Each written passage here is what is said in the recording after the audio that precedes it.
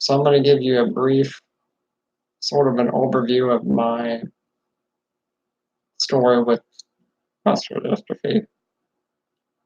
It's not going to be a lot of detail. I'm just going to tell you some of the, I guess you'd just say, medical procedures, surgeries, whatever that I've had.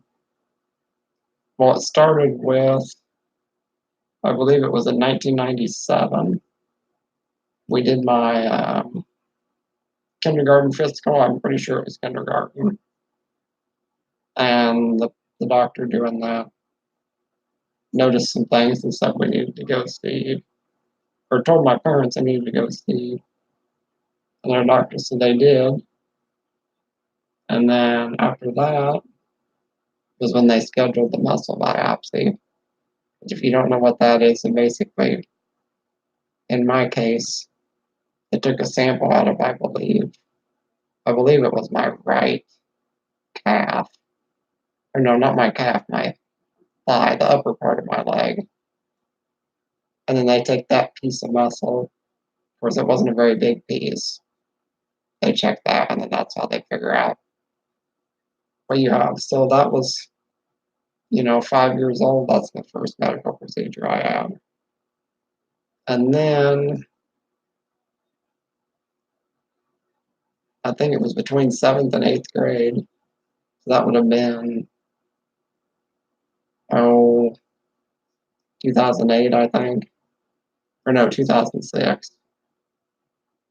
That was when I had to have my heel cords and my hip flexors released. Basically, why they had to release that, the muscles in my hips were so tight that my legs were spreading out and I couldn't even sit in a chair. So they had to release them.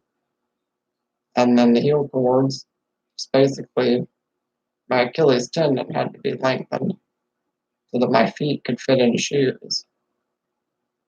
Yeah, so that was the first two. The next thing was in December of 2008. That was when I had to have spinal fusion done because I had scoliosis in my back and it was curved 61 degrees, which is pretty drastic. So that surgery was about 12 hours long. They actually inserted 2 stainless steel rods and 29 screws. And then they also did a bone graft. And after that, I had to wear a back brace for a year. I actually ended up only having to wear it for 11 months, but we planned for a year. I actually had to miss 6 months of school because of that surgery. It was right in the middle of high school, so you can imagine how that was. So those are the 3 I've done so far. And now on February 17th, I have to get a tracheotomy done, which is, it's basically a tube they put in your neck underneath your below your vocal cords. And it's basically for a respirator if you need that in the future. Which for me, that's what it's for. So that we're preparing for down the road. We don't want to have to do that in an emergency because, well, you don't want to have to do any medical procedure in an emergency. So yeah, that's pretty much the overview of what I've done surgery-wise. I'm sure I'll be doing some other videos talking about some other stuff in greater detail, like the surgeries I mentioned, other things that I have to deal with on a daily basis.